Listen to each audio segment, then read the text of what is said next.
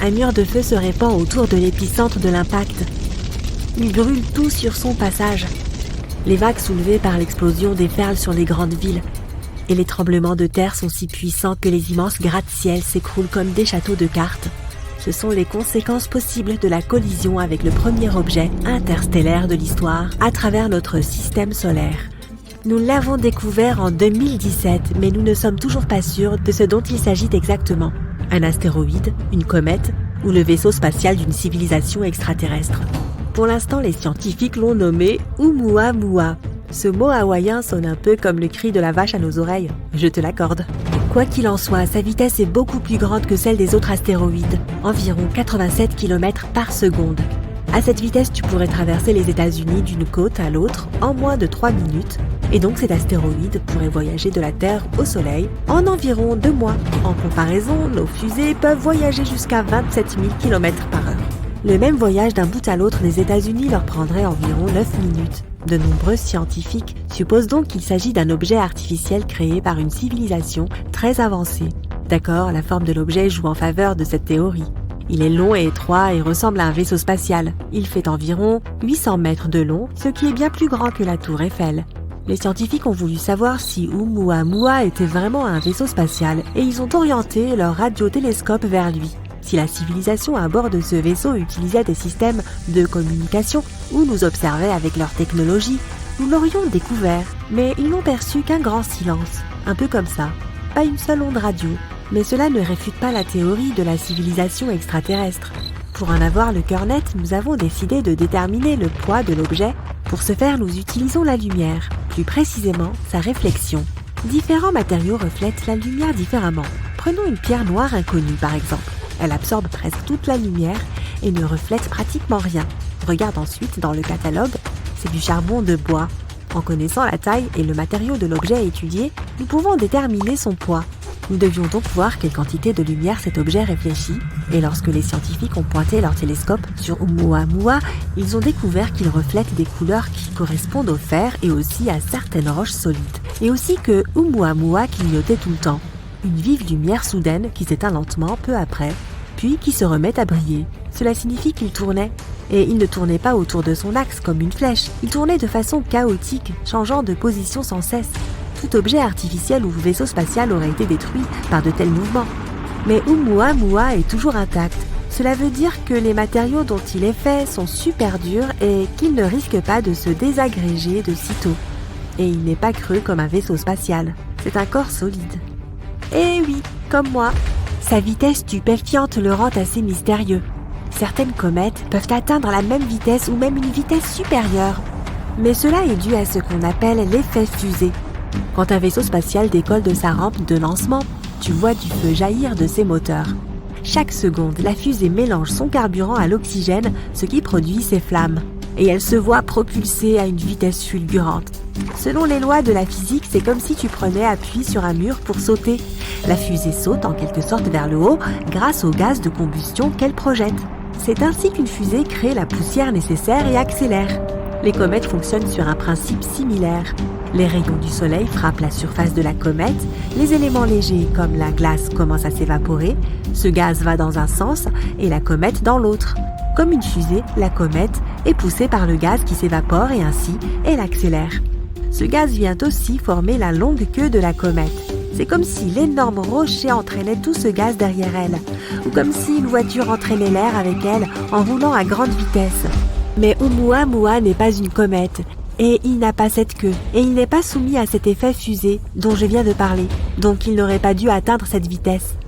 Mais certains scientifiques pensent que Oumuamua avait autrefois une queue, bien que nous l'ayons découvert en 2017, il est dans notre système solaire depuis 1995. Et à cette époque, les rayons du soleil le touchaient déjà. Lorsque nous avons découvert cet astéroïde, il avait déjà perdu environ 95% de sa masse, c'est-à-dire qu'il s'est tout simplement évaporé. D'autres scientifiques pensent que Oumuamua a acquis cette vélocité dès sa naissance quelque part dans un autre système stellaire ou dans une nébuleuse. Il a peut-être eu une collision spectaculaire entre une exoplanète et un autre objet cosmique. L'énergie explosive colossale de la collision aura projeté ce caillou de forme oblongue dans l'espace. Il a pu s'agir encore de l'explosion d'une supernova. Lorsqu'une étoile atteint la fin de sa vie, elle se transforme en géante rouge, elle se met à gonfler et devient des centaines de fois plus grosse. Ensuite, elle rétrécit et explose avec une puissance formidable. Les ondes de l'explosion peuvent se propager à plusieurs années-lumière de l'épicentre, et c'est l'un des événements les plus lumineux de l'univers. Une supernova pourrait donc avoir réduit une exoplanète en morceaux.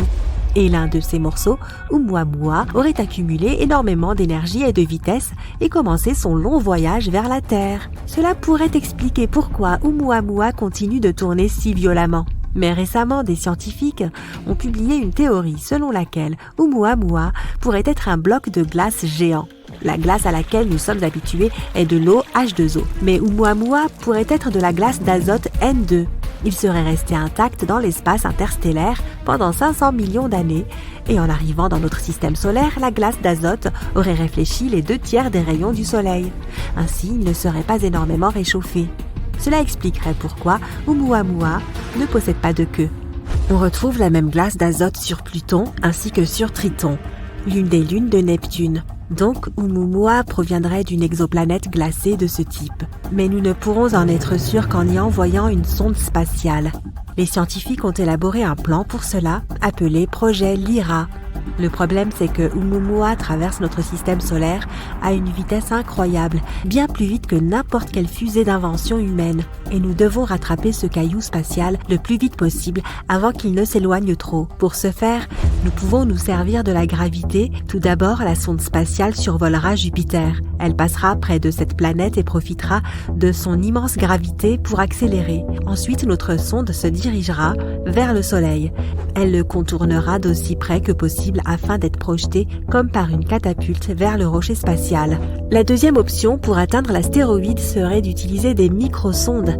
Nous devons en lancer environ 1 millier en orbite. Elles ne doivent pas être plus lourdes qu'une allumette. Chacune d'entre elles sera dotée d'une voile lumineuse de la taille d'un ring de boxe. Ensuite, nous concentrerons un puissant rayon laser depuis le sol sur cette voile. Cela nous permettra d'accélérer la sonde à environ 20% de la vitesse de la lumière. Il ne faut bien sûr pas qu'elle aille trop vite et passe à côté de l'astéroïde. Elle doit être en mesure d'entrer dans son orbite et de se poser dessus. Mais si nous sommes trop lents, Oumuamua quittera notre système solaire avant que nous puissions le rattraper. C'est une expérience très importante car à l'avenir, nous pourrions utiliser de tels astéroïdes comme des taxis spatiaux. Il nous suffira d'entrer dans l'orbite d'un astéroïde interstellaire ou même d'atterrir dessus. Ensuite, nous pourrons nous déplacer dans l'espace à des vitesses incroyables sans utiliser le moindre carburant. Ce serait une excellente option pour voyager sur de longues distances ou pour livrer du matériel dans d'autres systèmes stellaires. Alors pourquoi devrions-nous avoir peur de tels objets ? Une collision avec un astéroïde de la taille de Oumuamua pourrait anéantir un État entier. S'il devait tomber quelque part dans l'océan, il pourrait provoquer des vagues plus hautes que nos plus hauts gratte-ciel. Les scientifiques cherchent sans relâche des moyens de nous protéger contre de tels objets. L'un de ces moyens est le bélier. Si nous repérons un objet potentiellement dangereux, nous pouvons envoyer un vaisseau spatial vers lui. Et pédale au plancher, le vaisseau spatial devra rentrer dans l'astéroïde à un angle qui permettra de modifier un tout petit peu sa trajectoire. Le déplacer excessivement à l'échelle cosmique changerait radicalement sa destination finale et il suffit pour nous que l'astéroïde passe devant notre planète. Nous pouvons aussi créer une explosion contrôlée sur l'astéroïde. Le principe est le même. La force de l'explosion devrait modifier légèrement la trajectoire de l'astéroïde ou briser le gigantesque rocher en fragments moins dangereux. Les astéroïdes qui font jusqu'à 24 mètres de large se consument complètement dans notre atmosphère à cause de la friction de l'air. Les roches d'une taille comprise entre 24 et 800 mètres peuvent ne pas brûler complètement et causer des dommages localisés. Tout ce qui est plus grand est considéré comme très dangereux. Ah ouais ? Dans les films de science-fiction, la méthode habituelle consiste à placer des moteurs de fusée sur les astéroïdes. Grâce à cela, nous devrions être en mesure non seulement de modifier leur trajectoire, mais aussi de les contrôler. Et nous pourrions les utiliser ensuite contre d'autres astéroïdes, un peu comme si on jouait au billard dans l'espace. Lorsque des astronomes ont lancé un projet visant à créer une carte 3D détaillée de notre galaxie, ils ne s'attendaient pas à trouver quelque chose de si surprenant. Pourtant, c'est exactement ce qui s'est passé. Plus tôt dans l'année, le docteur Anna Bonacca, une scientifique de Harvard, a remarqué une étrange perturbation dans les courants stellaires de notre galaxie. Un courant stellaire est une ligne d'étoiles qui se déplacent ensemble à travers les galaxies. Le courant stellaire dont nous parlons s'appelle GD1 et il s'étend en une ligne impressionnante à travers notre ciel. Ce flux était une ligne cohérente et tirée par la gravité de notre galaxie. Un jour, le docteur Bonaca a remarqué une brèche dans cette ligne, et cette brèche présentait un bord étrangement déchiqueté. En fait, il semblait que quelque chose d'absolument énorme avait récemment plongé à travers le courant stellaire. La force de gravité de cet objet était si importante qu'il a réussi à entraîner des étoiles dans son sillage. Le plus troublant est que les télescopes n'ont pas réussi à trouver la source des dégâts. Mais alors, que pouvait donc être cette balle invisible ? Une théorie suggère que l'intrus était une étoile errante. Mais selon le docteur Bonaca, le trou était bien plus grand que n'importe quelle étoile existante. Il devrait être 1 million de fois plus massif que notre Soleil. Et si le trou de la Voie lactée était déchiré par un trou noir supermassif, comme celui qui se trouve au centre de notre galaxie ? Si ces deux trous noirs se rapprochaient trop, ils ne pourraient pas échapper à la gravité l'un de l'autre. Une collision pourrait être inévitable. Le plus puissant des deux trous dévorerait alors le plus faible, et un énorme trou noir superpuissant apparaîtrait. Mais personne n'a encore été témoin d'une collision de trous noirs. De plus, les scientifiques ne peuvent pas prédire les conséquences d'une telle fusion, même s'ils l'ont simulée sur de puissants ordinateurs. Le seul fait évident est qu'elle produirait d'incroyables quantités d'énergie. D'énormes ondulations se propageraient dans tout l'univers et finiraient inévitablement par toucher notre planète. Mais il se peut aussi que deux trous noirs dans une galaxie refusent de fusionner. Imagine ceci, un trou noir supermassif, dont la masse équivaut à des centaines de millions de fois celle du Soleil, tourne au centre de la Voie lactée à une vitesse phénoménale. Un autre trou noir, en rotation, s'approche d'une autre. Que penses-tu qu'il va se passer ? L'un des trous, très probablement l'intrus, sera expulsé et envoyé au loin comme un frisbee volant dans l'espace. Et qui peut garantir qu'il ne se dirigera pas vers la Terre ? Heureusement pour nous, il n'y a pas de trou noir supermassif dans les environs. Et cette théorie ne permet pas d'expliquer le mystérieux phénomène de cette perforation. Le docteur Bonaca n'exclut toujours pas la possibilité que l'intrus soit une sorte d'objet lumineux semblable à une étoile. Après avoir fait un trou dans la Voie lactée, il pourrait se cacher quelque part dans la galaxie. Mais encore une fois, cela semble hautement improbable en raison de la taille énorme de l'objet. On parle tout de même de 30 à 65 années-lumière de diamètre. Dans tous les cas, il est difficile de prédire où il aurait terminé. S'il s'agissait d'un objet lumineux, l'intrus aurait pu se déplacer à une vitesse incroyablement élevée et n'aurait pas eu besoin d'être si massif pour faire un trou dans le courant stellaire. Ou bien il aurait pu se déplacer plus lentement, mais être très lourd. Les astronomes ne savent pourtant pas de quelle option il s'agit. C'est pourquoi il est pratiquement impossible de prédire où il s'est retrouvé.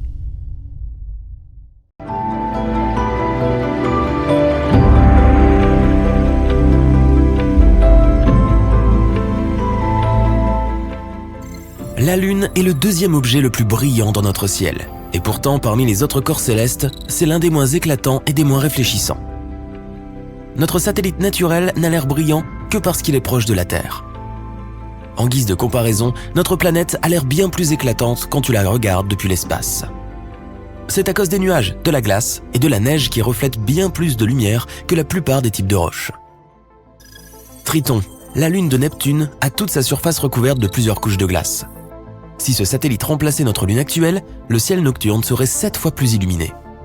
Plus la lune est proche de l'horizon, plus elle a l'air grosse. Ce phénomène est appelé l'illusion lunaire. L'une des théories qui explique ceci affirme que l'atmosphère joue le rôle d'une lentille grossissante, ce qui fait paraître la Lune plus grosse. En réalité, si l'atmosphère avait quelque chose à dire, la Lune aurait l'air plus petite, sûrement pas plus grosse. La plupart des experts croient que l'illusion est créée par notre propre esprit. Il peut augmenter la taille de la Lune de plus du double. Quand le satellite de la Terre est assez haut dans le ciel, tu n'as pas de repère visuel pour t'indiquer sa distance. Mais quand elle est proche de l'horizon, tu peux voir des objets alentour en détail. Cela donne l'impression que la Lune est plus grosse, mais ce n'est qu'une des nombreuses théories expliquant le phénomène. D'ailleurs, tu peux t'amuser à vérifier cette illusion si tu te penches en arrière et que tu regardes la Lune à l'envers, à travers tes jambes. Il y a 2 ou 3 ans, un astéroïde a été projeté dans l'orbite de la Terre et a commencé à voyager autour de la planète. Même s'il n'est pas plus gros qu'une voiture de taille standard, c'est quand même quelque chose. Parmi les plus d'1 million d'astéroïdes que les astronomes ont recensés, ce n'est que le deuxième à orbiter autour de notre planète. Appelée 2020 CD3, c'est notre mini-lune temporaire. Elle ne sera pas avec nous pour longtemps, ceci dit. L'astéroïde suit une orbite aléatoire et dérive lentement. Les objets capturés temporairement, comme 2020 CD3, sont rares. Ils doivent avoir une trajectoire et une vitesse spécifiques pour être captés par la force gravitationnelle de la Terre. Sinon, ils atterrissent et explosent contre une autre planète ou foncent dans une autre direction. Le phénomène lunaire transitoire est l'une des choses les plus énigmatiques à se produire sur la Lune. C'est un changement très furtif de lumière, de couleur ou d'un autre élément à la surface de notre satellite. Très couramment, ce sont des éclairs de lumière aléatoires. Les astronomes ont observé ce phénomène depuis les années 1950. Ils ont remarqué que les flashs arrivaient au hasard. Parfois, ils peuvent avoir lieu plusieurs fois par semaine. Ensuite, ils disparaissent pendant plusieurs mois. Certains d'entre eux ne durent pas plus de quelques minutes, mais d'autres ont duré des heures.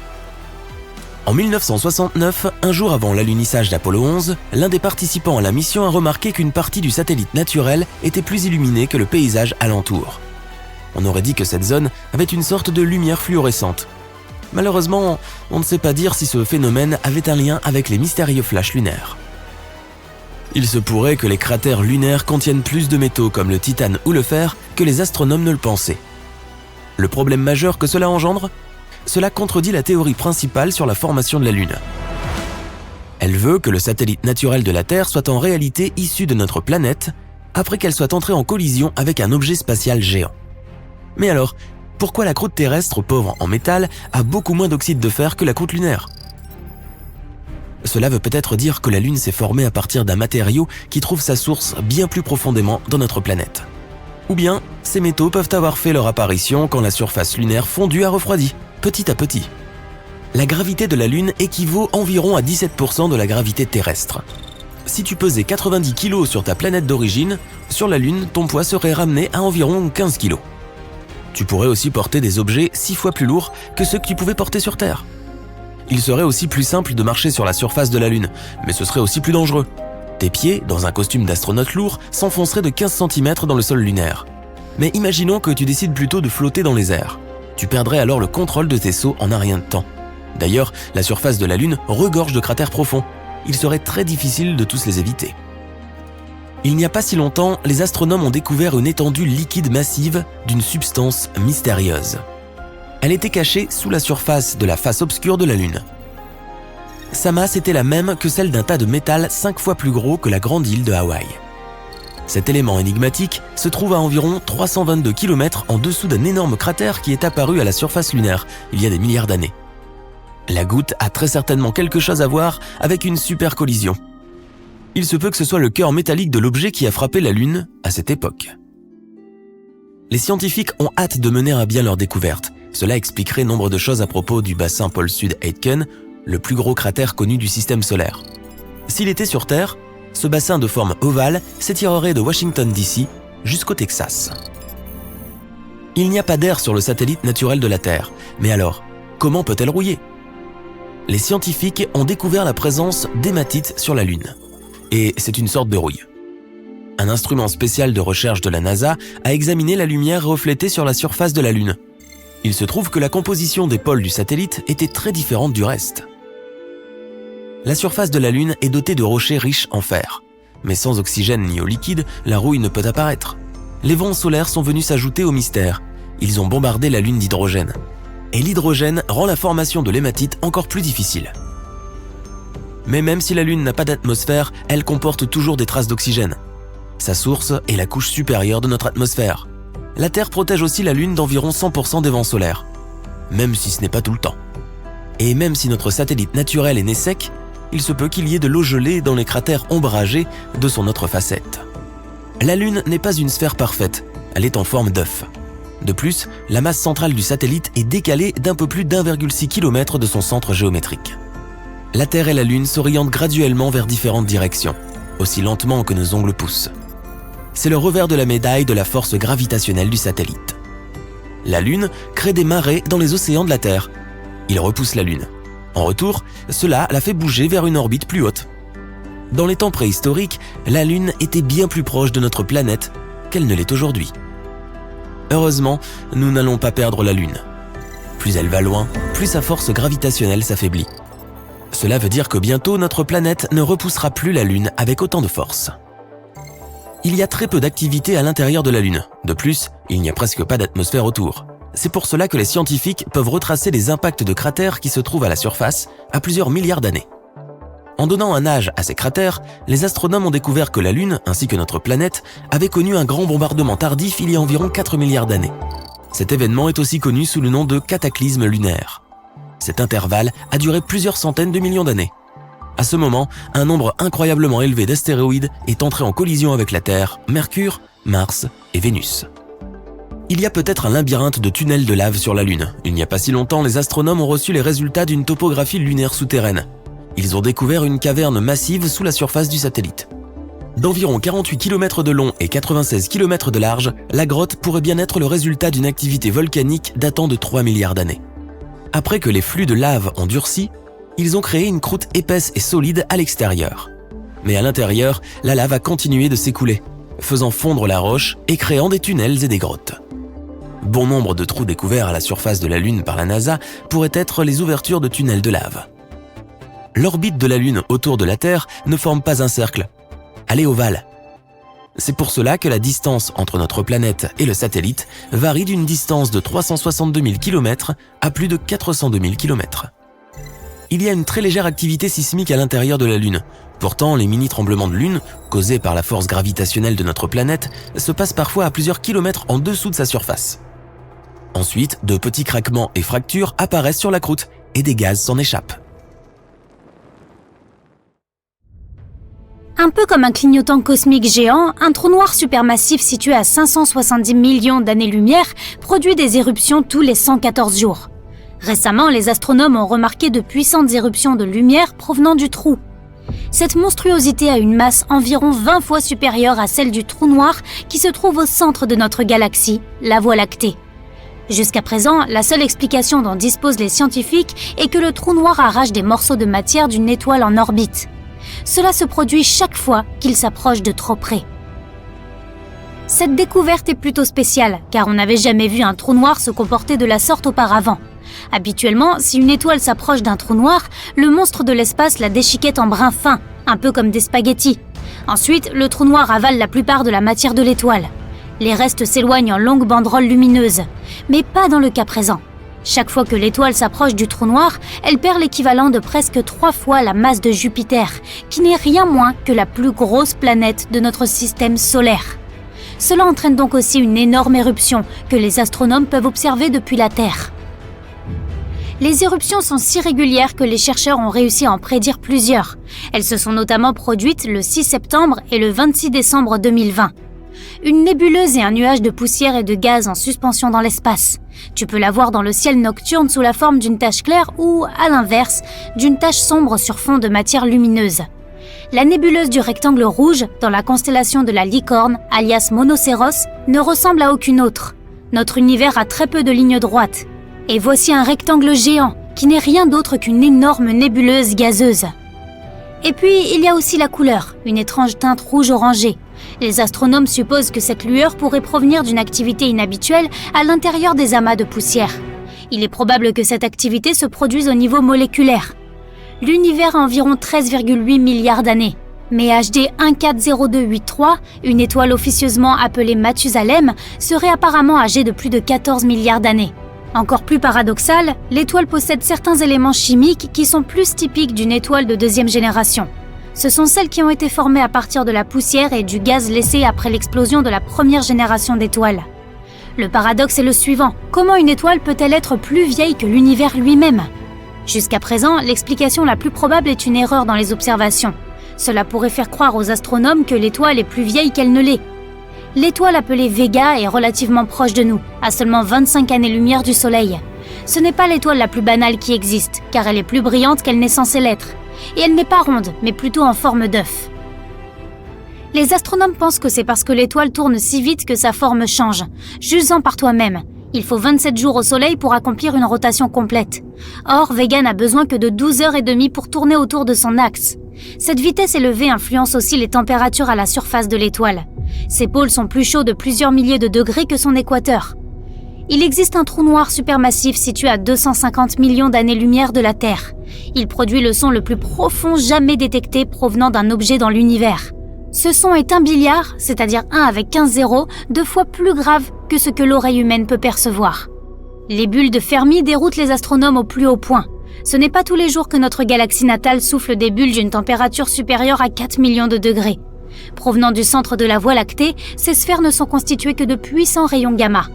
Ce serait un peu moins étrange si une bulle restait à l'intérieur de l'autre, les deux étant au centre du cœur de la galaxie. Mais les deux sphères géantes planent indépendamment au-dessus et au-dessous du trou noir au centre de la Voie lactée. Encore plus bizarre, elles se touchent et créent une forme de sablier. Cela fait ressembler la structure entière au chiffre 8. Les bulles elles-mêmes sont bien définies, légèrement ciselées au bord et d'une taille hallucinante, s'étendant sur une longueur totale de 50 000 années-lumière. Les scientifiques doivent encore résoudre plusieurs mystères liés aux bulles de Fermi. Par exemple, qu'est-ce qui peut produire une énergie aussi extrême, aussi puissante que 100 000 supernovas qui explosent? Ou encore, qu'est-ce qui explique la nature décentrée des bulles? Il doit se passer quelque chose là-bas, même s'il semble que les bulles entourent le néant. K2-141b, une planète située en dehors de notre système solaire, semble ne pas être si différente de la Terre. Si tu la visitais, tu verrais des océans liquides s'évaporer dans l'atmosphère. Tout comme sur notre planète, la vapeur se condense ensuite et revient à la surface sous forme de pluie. Mais au lieu d'eau, il pleut des rochers. La surface de cette exoplanète inhabituelle est couverte de mers de lave. Dans la plupart des zones, elles sont profondes de plusieurs dizaines de kilomètres.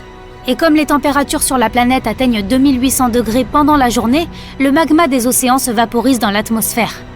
Ensuite, des vents supersoniques se déplaçant à une vitesse de 1,6 km par seconde transportent la vapeur de roche vers la face sombre de la planète.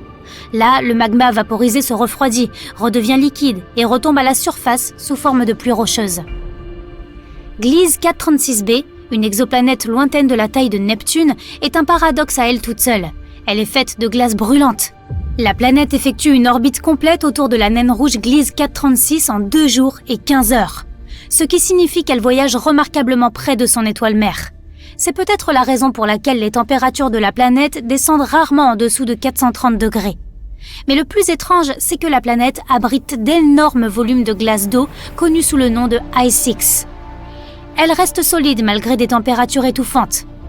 Les neutrinos sont de minuscules particules, presque sans masse, qui peuvent se déplacer à une vitesse proche de celle de la lumière. Ils peuvent facilement traverser les métaux et parcourir des kilomètres sans que rien ne les arrête. Tu peux être sûr que des neutrinos traversent ton corps en ce moment même, pendant que tu regardes cette vidéo. Ces particules subatomiques insaisissables naissent dans les explosions de supernovas et dans les réactions nucléaires à l'intérieur des étoiles. À environ 4000 années-lumière de la Terre, dans la constellation du Serpent, se trouve une planète bizarre. Les astronomes pensent qu'elle aurait pu être autrefois le noyau d'une étoile massive, maintenant disparue depuis longtemps. De 5 fois la taille de la Terre, elle semble être un énorme diamant. La planète est plus dense que toutes les autres découvertes jusqu'à présent et se compose principalement de carbone. Elle est si dense que les astronomes pensent que ce carbone pourrait être cristallin. Cela signifie qu'au moins une partie de la planète est un diamant. La plupart des étoiles se déplacent autour du centre de leur galaxie en suivant des orbites fixes, mais pas HE 04375439. Cette étoile vieille de 30 millions d'années, apparue non loin du centre de la Voie lactée, a décidé de partir en voyage. Les astronomes pensent que l'étoile pourrait avoir croisé le trou noir supermassif Sagittarius A*. Et ce monstre spatial a peut-être poussé l'étoile hors de la galaxie. Elle voyage maintenant à travers le halo extérieur de la Voie lactée, se dirigeant droit vers l'espace interstellaire à une vitesse de 2 500 000 km/h. Les halos stellaires entourent les galaxies et abritent des étoiles et des amas d'étoiles. Cette découverte s'est avérée extrêmement déroutante. Des étoiles massives aussi jeunes, car des dizaines voire des centaines de millions d'années, c'est très jeune pour une étoile, ne se trouvent généralement pas dans le halo. Là, on ne rencontre que les étoiles les plus anciennes de notre galaxie, âgées d'au moins 10 milliards d'années. Lorsque des collisions désastreuses de champs magnétiques se produisent à l'équateur du Soleil, elles provoquent de gigantesques tsunamis de plasma. Ces tsunamis se déplacent à la surface de l'étoile à une vitesse de 300 mètres par seconde. De tels tsunamis, qui peuvent durer pendant des semaines, se produisent presque chaque décennie. À plus de 7000 années-lumière de la Terre se trouve la nébuleuse de l'Aigle. C'est un jeune amas d'étoiles, âgé de seulement 5,5 millions d'années. Le télescope spatial Hubble a réussi à capturer une image de plusieurs silhouettes sombres près du centre de la nébuleuse. Ce sont les piliers de la création, des vrilles imposantes de gaz et de poussière interstellaire. Ils font aussi partie de la zone active de formation d'étoiles de la nébuleuse. Les étoiles naissantes sont cachées dans ces colonnes de gaz. Contrairement à leurs frères et sœurs supermassifs, les hypothétiques mini-trous noirs pourraient être vraiment minuscules, pas plus gros qu'un atome. Mais même ainsi, un seul minuscule trou noir aurait la masse d'un millier de voitures. Une théorie prétend que des tonnes de mini-trous noirs pourraient être apparus juste après le Big Bang et le début de l'univers. Certains scientifiques vont même jusqu'à dire que plusieurs mini-trous noirs traversent notre planète chaque jour, sans même qu'on les remarque. Les scientifiques pensent que les trous blancs pourraient aussi exister, même si aucun n'a encore été découvert. Lorsqu'un objet spatial rencontre un trou blanc, il ne peut pas y entrer de l'extérieur. Mais la lumière et la matière pourraient s'échapper de l'intérieur d'un tel trou. Reconnais-tu cet astre majestueux? La deuxième plus grande planète à partir du Soleil. En effet, une géante gazeuse à l'aspect brumeux jaune-brun, c'est bien ça. 7 anneaux énormes et intimidants, tout à fait. Tu l'as compris, il ne peut s'agir que de Saturne. Et récemment, le télescope spatial Hubble a fait une découverte étonnante. Apparemment, les anneaux de la planète exerceraient sur elle une force depuis longtemps. Une nouvelle étude a révélé que ces anneaux emblématiques réchauffaient la haute atmosphère de Saturne. Le plus intéressant, c'est que les chercheurs de la NASA affirment qu'il s'agit là d'un phénomène que le monde scientifique n'a jamais observé ailleurs dans notre système solaire. Ce secret s'est trouvé juste sous notre nez pendant 40 ans, et ce n'est qu'après avoir exploité les relevés de la planète transmis par le télescope spatial Hubble, la sonde Cassini, désormais à la retraite, et les engins spatiaux Voyager 1 et 2, que les astronomes l'ont mis au jour. Cette interaction inattendue entre la géante gazeuse et ses anneaux pourrait devenir un outil permettant de prédire quelles planètes des autres systèmes stellaires possèdent également de magnifiques systèmes d'anneaux semblables à ceux de Saturne. Alors, comment s'est-il avéré que la planète géante était en train d'être lentement cuite par ses propres anneaux? L'indice caractéristique est un excès de rayonnement ultraviolet. Il s'agit d'une raie spectrale d'hydrogène réchauffée dans l'atmosphère de la géante gazeuse. L'augmentation du rayonnement ne peut que signifier que quelque chose irradie la haute atmosphère depuis l'extérieur. On ne sait pas encore très bien comment ce processus se produit, mais l'explication la plus probable est que des particules d'anneaux glacés pleuvent sur Saturne et provoquent ce réchauffement. Mais il pourrait aussi s'agir de l'impact de minuscules météorites ou des particules du vent solaire. Le réchauffement pourrait être causé par le rayonnement solaire ultraviolet ou par des forces électromagnétiques charriant des poussières chargées électriquement. Lorsque la sonde Cassini de la NASA a terminé sa mission et plongé dans l'atmosphère de Saturne, elle a eu le temps d'en mesurer les composants atmosphériques. Il s'est avéré que de nombreuses particules tombaient effectivement des anneaux. Mais dans tous les CA, ce processus de chauffe se produit grâce à l'influence du champ gravitationnel de la géante gazeuse. Les astronomes avaient quoi connaissance de la lente désintégration des anneaux de Saturne. Mais comment ce processus affecte-t-il la planète? Cela mérite qu'on se penche sur la question. Bien, te souviens-tu de la sonde Cassini de la NASA dont on a parlé précédemment? Pendant plus d'une décennie, elle a étudié Saturne, partageant des clichés de la géante gazeuse et de ses lunes glacées. Elle nous a fait découvrir des mondes époustouflants où les rivières de méthane se transformaient en mers d'hydrocarbures et où des jets de gaz et de glace projetaient des matériaux dans tout l'espace. Quoi qu'il en soit, cette même Cassini a également étudié la magnétosphère de Saturne. En effet, les forces qui agissent dans les profondeurs de la planète produisent une énorme bulle magnétique autour de celle-ci. Cette bulle est ce que l'on appelle la magnétosphère. Malheureusement, les astronomes disposent encore de très peu d'informations au sujet de ce phénomène typique de Saturne, car les champs magnétiques sont invisibles et évidemment plus simples à étudier de l'intérieur. Imagine la situation suivante. Des flux de particules chargées d'électricité en provenance du Soleil, il s'agit du vent solaire, se répandent dans le système à une vitesse de plusieurs millions de kilomètres à l'heure. Soudain, quelque chose apparaît sur leur chemin. C'est le champ magnétique de Saturne. Il protège la planète en repoussant les particules solaires. Par conséquent, les forces magnétiques du Soleil font rage à l'extérieur de la magnétosphère de Saturne, tandis qu'à l'intérieur de la bulle protectrice de la géante gazeuse, ce sont ses propres forces magnétiques qui dominent. Notre planète possède également un champ magnétique, mais sa magnétosphère est beaucoup plus petite. Et pourtant, Elle nous protège efficacement des particules nocives provenant du Soleil et de l'espace. Même si Saturne est protégé par sa magnétosphère, le Soleil parvient toujours à lui causer du souci. Les vents énergétiques de notre étoile balayent la géante gazeuse, provoquant d'immenses aurores. Mais contrairement aux aurores terrestres, les aurores de Saturne ne sont observables que dans la lumière ultraviolette. En d'autres termes, elles sont invisibles depuis la surface terrestre. On ne peut les voir que si l'on voyage dans l'espace. Mais apparemment, il existerait différents types d'aurores sur la géante gazeuse. Par exemple, un autre type est provoqué par les particules chargées provenant des éruptions volcaniques qui se produisent sur les nombreuses lunes de la planète. Enfin, certaines aurores de Saturne pourraient être causées par des vents puissants qui tourbillonnent dans son atmosphère. Ces vents soufflent dans l'ionosphère, une région située en dessous de la magnétosphère.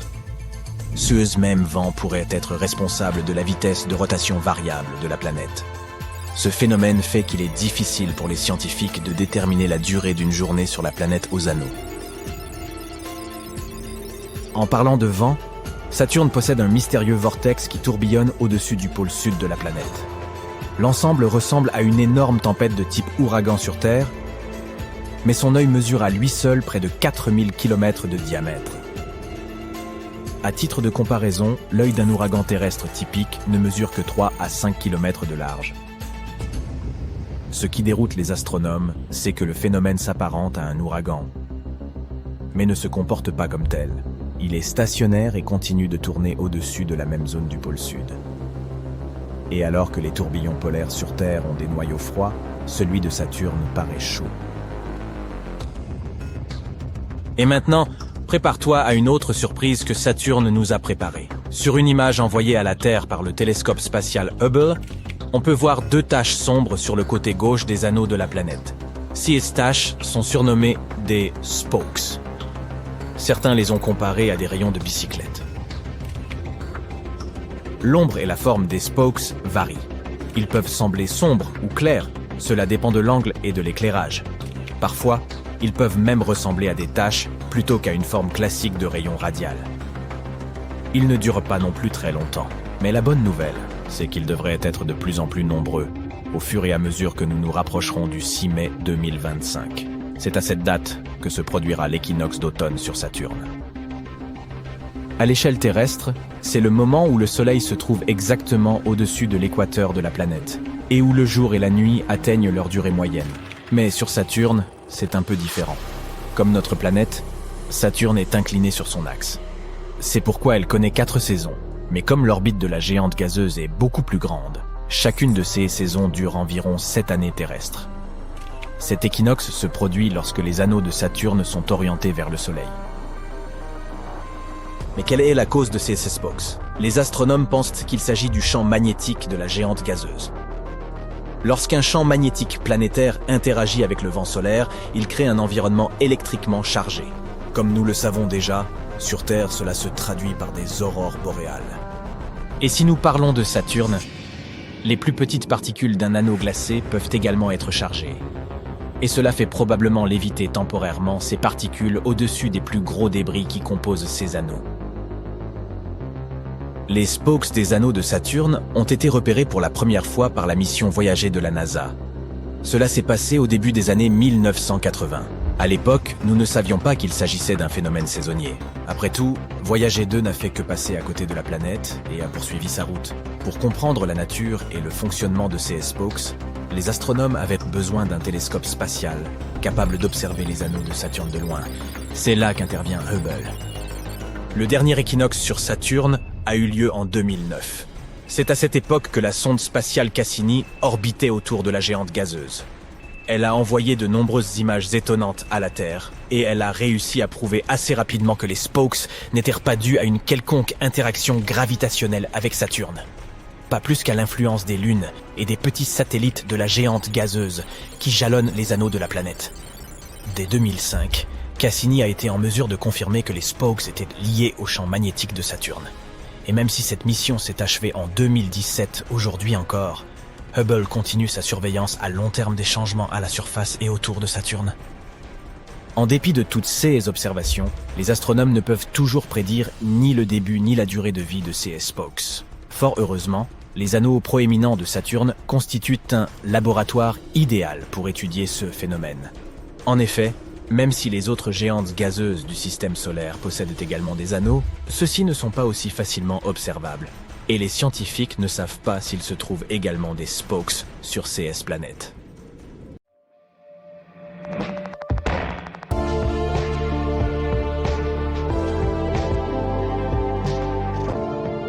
Des astronomes ont découvert une exoplanète qu'ils ont surnommée Super Saturne. Elle a des anneaux d'une largeur de plus d'une UA. Une UA, ou unité astronomique, est la distance entre le Soleil et la Terre. C'est donc un système d'anneaux incroyablement grand, d'où le nom. Super Saturne est aussi appelé objet de Mamajek, d'après l'astronome qui a dirigé l'équipe à qui l'on doit la découverte. Le professeur Eric Mamajek de l'Université de Rochester, dans l'État de New York, a trouvé Super Saturne en parcourant les données téléchargées des observations de transit. WASP est l'acronyme de Wide Angle Search for Exoplanets. C'est un projet ingénieux développé en l'an 2000 par des astronomes de l'Université Queen's de Belfast, en Irlande du Nord, et de l'Université St Andrews en Écosse. Les caméras vidéo CCD de 4 télescopes enregistrent la légère atténuation de la lumière des étoiles, causée par les objets qui passent devant elles. C'est ce qu'on appelle la méthode du transit de détection des exoplanètes. Par exemple, la planète Vénus transite devant notre Soleil tous les 200 ans.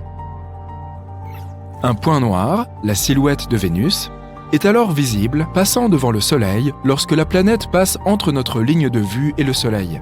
Cette minuscule éclipse fait que la quantité de lumière solaire qui arrive sur Terre est réduite d'une infime quantité. Il en va de même pour toutes les étoiles de la Voie lactée qui ont des planètes en orbite autour d'elles. Les transits d'exoplanètes devant leurs étoiles doivent être directement alignés avec la Terre pour que la lumière des étoiles soit atténuée. De tels transits ne se produisent pas très souvent. C'est pourquoi il faut regarder des milliers d'étoiles simultanément pendant une durée aussi longue que possible, entre 4 et 8 heures par nuit. WASP a été créé pour fixer en permanence un éventail d'étoiles aussi large que possible. L'une d'entre elles pourrait montrer un transit d'exoplanètes. Cela se traduit par la production d'une grande quantité de données, environ 40 gigaoctets par session d'observation. Les informaticiens de l'université de Leicester, en Angleterre, ont développé un programme informatique pour stocker les données et générer des graphiques photométriques de l'intensité lumineuse de chaque étoile. L'université ouverte, également située en Angleterre, a rejoint le projet WASP, a pris ces données et les a mises à la disposition des astronomes du monde entier pour leurs recherches. Les graphiques de l'intensité de la lumière des étoiles sont appelés courbes de lumière. Ces graphiques ont 2 axes. L'un est l'axe du temps, l'autre est l'intensité de la lumière. Lorsque l'objet, considéré comme une exoplanète, bien qu'il puisse aussi s'agir d'une étoile naine brune, passe devant l'étoile, l'axe du temps suit la vitesse à laquelle il se déplace. Il nous indique à quel point l'objet est proche de l'étoile, tandis que l'axe de la luminosité suit l'atténuation de la lumière de l'étoile. De cette façon, nous pouvons connaître la taille de l'objet. Évidemment, les gros objets atténueront davantage la lumière et seront plus faciles à détecter. Actuellement, les équipements terrestres ne sont pas assez sensibles pour mesurer l'obscurcissement causé par des planètes aussi petites que la Terre. Les planètes de taille au moins égale à celle de Neptune représentent le seuil de détection du WASP. Le télescope spatial James Webb, qui est depuis peu en service, est beaucoup plus sensible et pourra résoudre les transits d'exoplanètes de la taille de notre Terre. Tu brûles certainement d'envie de te rendre sur cette Super Saturne, mais il y a autre chose que tu dois savoir avant d'y arriver. Si l'exoplanète a une atmosphère, ou, dans le cas de Super Saturne, un système d'anneaux, la lumière de l'étoile que la planète traverse brillera à travers l'atmosphère ou le système d'anneaux. Et cela peut être aussi détecté. La courbe de lumière montrera moins d'atténuation dans les données photométriques, car toute la lumière des étoiles n'est pas bloquée. Une partie de la lumière traverse l'atmosphère ou les anneaux. C'est important car cela fournit aux astronomes des données sur l'atmosphère. Le télescope spatial James Webb est équipé de spectroscopes qui peuvent déterminer la teneur en gaz des atmosphères des exoplanètes en transit. Oxygène, méthane, carbone, etc. Le projet WASP a vraiment pris de l'ampleur. Il y a maintenant un projet Super WASP composé de WASP Nord et WASP Sud. L'un regarde le ciel au-dessus de l'hémisphère nord, l'autre regarde le ciel au-dessus de l'hémisphère sud. Il existe aussi un relevé des transits de nouvelle génération, NGTS, basé sur le projet WASP. Il est automatisé, donc les astronomes n'ont pas besoin de rester debout toute la nuit à siroter du café. Situé à l'Observatoire européen austral dans le désert d'Atacama au Chili, le NGTS scanne des millions d'étoiles et a découvert plus d'une centaine d'exoplanètes, jusqu'à une taille aussi petite que 3 fois celle de la Terre.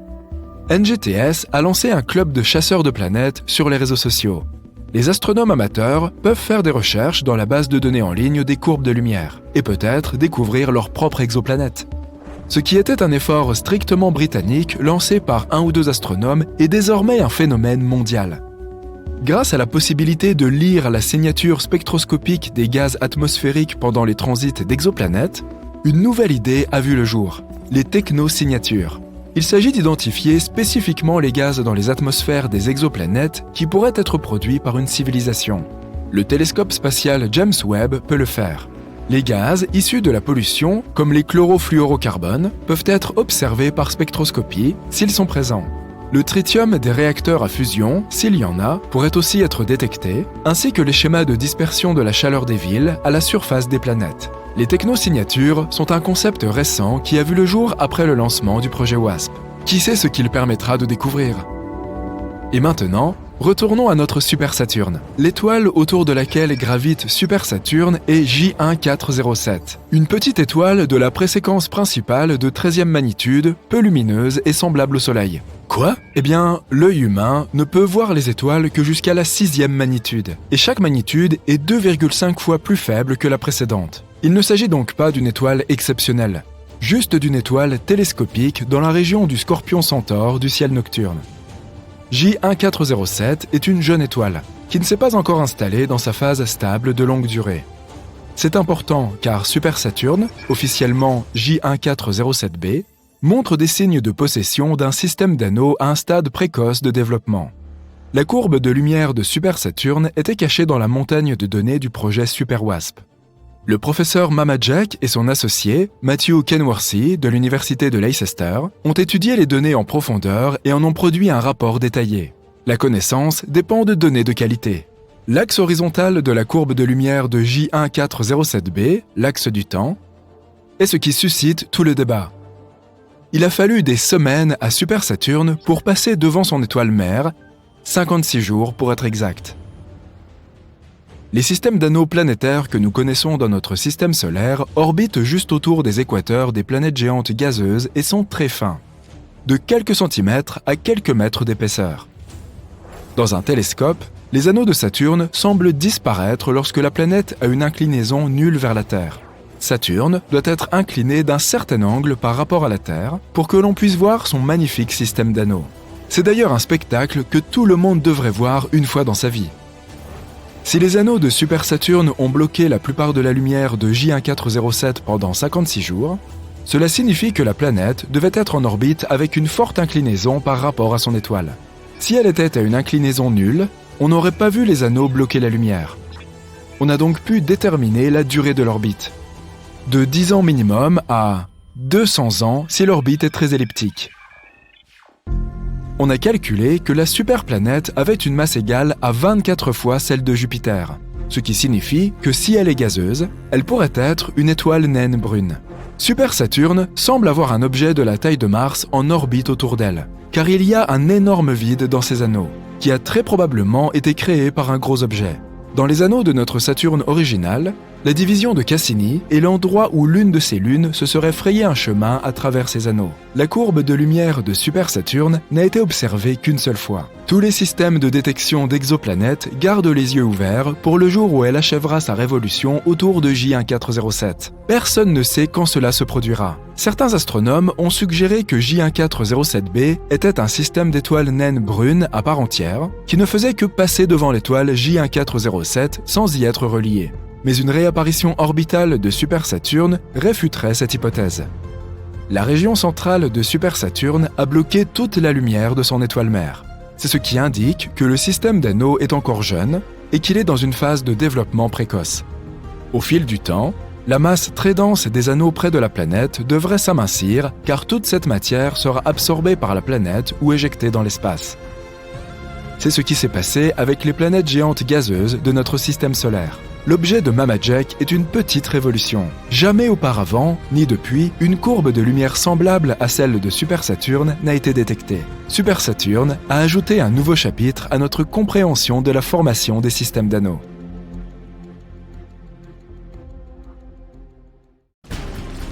Le Soleil est une étoile de taille moyenne, et pourtant elle pourrait contenir 1 300 000 terres. L'étoile est aussi 333 000 fois plus lourde que notre planète. La NASA a traduit les ondes radio créées par l'atmosphère des planètes en sons audibles. C'est ainsi que les astronomes ont découvert que le son produit par Neptune ressemble aux vagues de l'océan, que Jupiter a l'air d'être sous l'eau, et que la voix de Saturne ressemble à la musique de films d'horreur. La Terre, elle, sonne un peu comme du jazz bebop. Bon, d'accord, ça je l'ai inventé. La surface du Soleil est brûlante, mais un éclair est 5 fois plus chaud. La Terre est frappée par 100 éclairs chaque seconde, ce qui représente 8 millions de coups de foudre par jour et environ 3 milliards par an. Incroyable! Si tu parviens un jour à aller sur la Lune et à voir des traces de pas récentes, cela ne veut pas dire qu'il y a quelqu'un d'autre avec toi. Les empreintes de pas ou d'autres marques du même type peuvent subsister 1 million d'années là-bas, car la Lune ne possède pas d'atmosphère. Il n'y a pas de vent, même pas une petite brise qui pourrait, même lentement, effacer ces empreintes. Les astronomes ont trouvé le plus grand trou que nous ayons jamais vu dans l'univers. On l'appelle le vide géant et il s'étend sur une surface d'1 milliard d'années-lumière. C'est par accident qu'il a été découvert. L'un des membres de l'équipe de recherche s'ennuyait un peu et a voulu vérifier comment les choses se déroulaient dans la direction du point froid. Il s'agit d'une anomalie dans la carte du fond diffus cosmologique, ou FDC en abrégé. Il s'agit d'une faible lueur qui atteint notre planète depuis différentes directions et remplit l'univers. Elle traverse l'espace depuis près de 14 milliards d'années et constitue ce qui reste de la production lumineuse qui a suivi le Big Bang. Alors, tu tombes en plein cœur d'un trou noir et tu te prépares donc à une triste fin. Pas de panique. Tomber dans un trou noir ne te détruira pas nécessairement, toi ou ton vaisseau spatial. Il faudrait choisir un trou noir de grande taille pour survivre. Si tu tombes dans un petit trou noir, ce qu'on appelle l'horizon des événements est très étroit. La gravité, quant à elle, s'intensifie un peu plus à chaque centimètre. Donc, si tu étends ton bras en avant, il y aura une grande différence de gravité qui s'applique entre tes doigts et ton coude. Cela aura pour effet d'allonger ta main, provoquant une sensation plutôt désagréable. Très désagréable pour être honnête. Les choses ne seraient pas tout à fait les mêmes si tu tombes dans un trou noir supermassif comme ceux qui se trouvent au centre des galaxies. Ces objets peuvent être des millions de fois plus lourds que le Soleil. Leur horizon des événements est vaste et la gravité ne change pas aussi rapidement. Ainsi, la force que tu ressentirais sur tes talons et au sommet de ta tête serait à peu près la même, et tu pourrais aller jusqu'au cœur du trou noir. Enfin, cela reste à prouver. Si tu regardes un film très touchant dans l'espace et que tu te mets à pleurer, tes larmes ne couleront pas. Elles s'accumuleront autour des globes oculaires. Tes yeux deviendront trop secs et tu auras l'impression qu'ils brûlent. Tout liquide exposé sur ton corps s'évaporera, y compris à la surface de ta langue. En parlant de brûler, c'est une chose que le feu ne peut pas faire dans l'espace. En effet, le feu peut se propager quand il y a un flux d'oxygène. Et comme il n'y en a pas dans l'espace, une fois qu'elles ont explosé, les étoiles ne sont pas censées revenir à la vie. Mais certaines étoiles ont survécu en quelque sorte à une grande explosion de supernova. Ces étoiles zombies sont plutôt rares. Les scientifiques en ont trouvé une très grosse appelée LP40-365. C'est une naine blanche partiellement brûlée. Une naine blanche est une étoile qui a brûlé tout son hydrogène, et cet hydrogène était auparavant son combustible nucléaire. Dans ce cas, l'explosion finale était peut-être plus faible qu'elle ne l'est habituellement, pas assez puissante pour détruire l'étoile en entier. C'est comme si une étoile avait voulu exploser mais n'y était pas parvenue, ce qui explique qu'une partie de la matière ait survécu. Si tu vas un jour dans l'espace, n'enlève pas ta combinaison, sauf si tu es dans un vaisseau spatial. Dans l'espace, l'air dans tes poumons se dilaterait, ainsi que l'oxygène dans le reste de ton corps. Tu serais comme un ballon, 2 fois plus grand que ta taille normale. Bonne nouvelle, la peau est suffisamment élastique pour te contenir, ce qui signifie que tu n'exploserais pas. Petit réconfort. Lorsqu'un objet entre dans un trou noir, il change de forme et s'étire comme des spaghettis. Cela se produit parce que la force gravitationnelle attire un objet dans une direction, tout en le comprimant dans une autre. Une sorte de paradoxe des pâtes. Par ailleurs, un trou noir aussi gros qu'un atome a la masse d'une très grosse montagne. Il y en a un au centre de la Voie lactée appelé Sagittarius A. Il a une masse équivalente à 1 milliard de soleils, mais heureusement, il est très loin de nous. Si tu faisais un gros boom sur un astéroïde, tu ne serais pas capable d'entendre son bruit.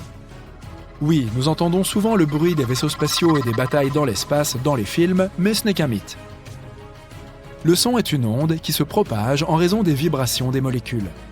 Une personne frappe des mains à quelques mètres de toi. L'onde sonore commence à pousser la première molécule d'air à côté du claquement, puis la deuxième, la troisième, et ainsi de suite jusqu'à ce que l'onde atteigne ton oreille. Pour diffuser le son, nous avons donc besoin de molécules comme l'air ou l'eau. Dans l'atmosphère, les ondes sonores se propagent très bien, mais l'espace est un vide. Donc, il n'y a rien à y entendre. Tu peux taper bruyamment dans tes mains, mais il n'y aura pas de molécules capables de vibrer et de transporter ce son. Donc, pour avoir une conversation, il faut soit une radio, soit une très bonne lecture des lèvres. Les météoroïdes sont en orbite autour du Soleil, tandis que la majorité des débris d'origine humaine sont en orbite autour de notre planète. Par exemple, nous avons lancé près de 9000 engins spatiaux dans le monde, des satellites aux fusées. Même les plus petits morceaux peuvent endommager un engin spatial à des vitesses aussi élevées. Galaxies, planètes, comètes, astéroïdes, étoiles, les corps spatiaux sont des choses que nous pouvons réellement voir dans l'espace, mais ils représentent moins de 5% de l'univers total. La matière noire, l'un des plus grands mystères de l'espace, est le nom que nous utilisons pour désigner toute la masse de l'univers qui nous est encore invisible. Et il y en a beaucoup. Elle pourrait même constituer 25% de l'univers. L'énergie sombre constitue les 70% restants de l'univers. Ça fait bien 100%, non ? Maintenant, regardons la Lune. Elle nous regarde toujours d'un seul côté. Cela signifie que la Lune a un côté sombre et que les rayons du Soleil ne l'atteignent jamais. C'est un mythe. Le fait est que la Lune est liée à la Terre par la gravitation. Il y a des jours et des nuits là-bas aussi. C'est juste que sa rotation est parfaitement alignée avec celle de la Terre. Ainsi, lorsque tu regardes la Lune, tu ne vois qu'un côté. Bien qu'il y ait aussi des jours où le Soleil y brille, donc ce n'est pas la face cachée, c'est la face éloignée. Et nous avons même des photos de cet endroit. Et il y a l'un des plus grands cratères de tout le système solaire, le bassin du pôle Sud-Aitken. Il est aussi large que 2 États du Texas. Yeehaw! Un mythe qui s'est aussi révélé faux insinuait que personne ne serait jamais allé sur la Lune. Ceci est la combinaison spatiale originale des premiers astronautes qui y sont allés. Regarde la semelle de la chaussure. Certaines personnes prétendent qu'il est impossible qu'ils aient pu laisser des empreintes comme celle-ci. En fait, c'est possible. Sur la Lune, les astronautes portaient des bottes supplémentaires par-dessus leur combinaison, et leurs semelles correspondaient parfaitement aux empreintes de pas sur la Lune. Les astronautes n'en ont pas eu besoin quand ils ont quitté la Lune, et les ont jetées quand la marche lunaire a été terminée. Ils ont d'ailleurs laissé beaucoup de choses là-bas. Ils ont même jeté les accoudoirs des sièges du module lunaire pour réduire son poids. En comptant toutes les missions lunaires Apollo, le poids total des déchets sur la Lune s'élève à environ 187 tonnes, y compris plusieurs rovers lunaires, des débris de vaisseaux spatiaux, 6 modules lunaires et toutes les expériences laissées derrière. C'est comme 3 Boeing 737. Un autre mythe sur le Soleil est qu'il est jaune.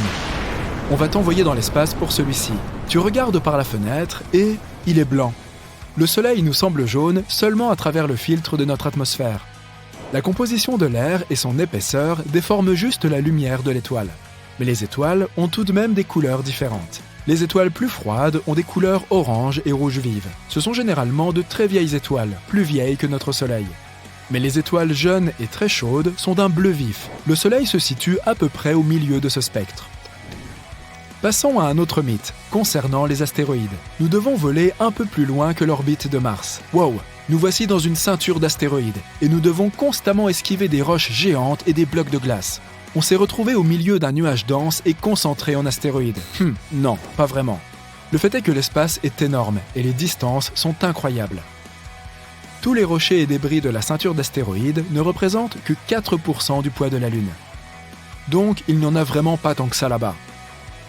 Pour comprendre la dimension du vide dans l'espace, regarde la collision de 2 galaxies. Il y a des milliards d'étoiles dans chacune d'elles. Si on les mélange, il est peu probable qu'il y ait des collisions. Même ici.